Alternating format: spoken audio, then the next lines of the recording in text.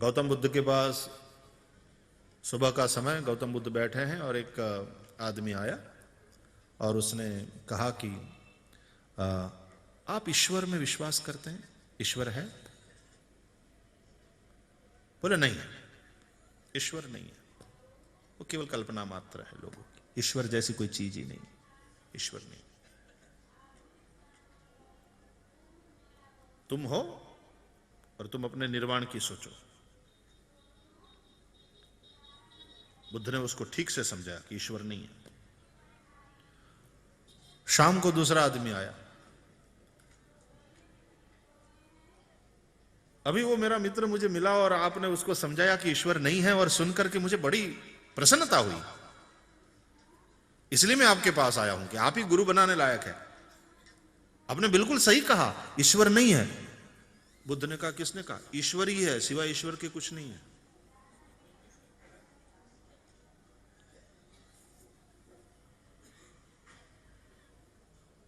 वो आदमी, ये तो गड़बड़ हो गया।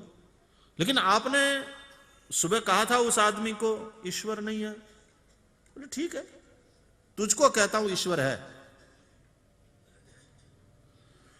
थोड़ी देर सत्संग हुआ, वो आदमी चला गया। आनंद वहीं सेवा में ही साथ में था, गौतम बुद्ध की सेवा में रहता था। उसका चक्कर शुरू हो गया, क्योंकि ये क्या बात हुई। तो उसने पूछ लिया, भंते ये क्या चक्कर है?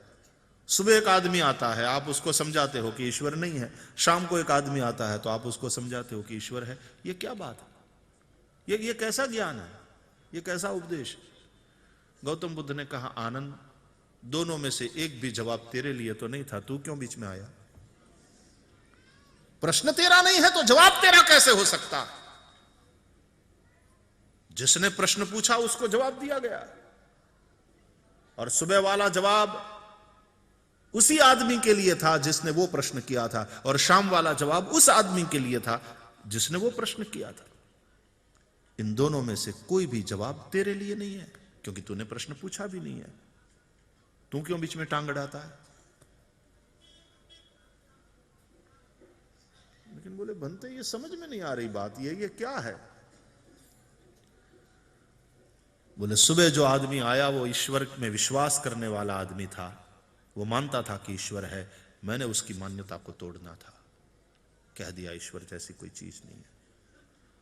शाम को जो आया वो नास्तिक था, वो खुश हो गया ये बात सुनकर के कि ईश्वर नहीं है, क्योंकि वो मानता है कि ईश्वर नहीं है। मैंने उसकी मान्यता को तोड़ना था, इसलिए कहा कि ईश्वर ही है, सिवाय ईश्वर के कुछ नहीं है। हकीकत में दोनों मान्यता के शिकार है, और जब तक मान्यता में ही अटके रहेंगे अनुभूति की यात्रा नहीं कर पाएंगे। मैंने उनकी मान्यता के ऊपर ही प्रहार किया ताकि वे अनुभूति की यात्रा करें।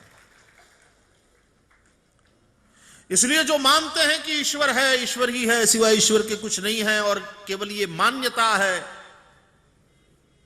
उस मान्यता में ही अटके न रहे, वो अनुभूति की यात्रा करें। जब तक अनुभूति नहीं हुई तब तक ईश्वर है। वो आस्तिक की आस्तिकता भी मान्यता है, और नास्तिक की नास्तिकता भी मान्यता है।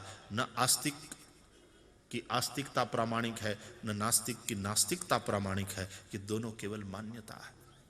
अनुभूति की यात्रा कितने लोग करते हैं? और यदि दोनों ने अनुभूति करी, अनुभूति की यात्रा पे निकले और अनुभूति हुई, तो जो मानता है कि ईश्वरी है, सिवाय ईश्वर के कुछ नहीं, वो शंकराचार्य हो जाएगा।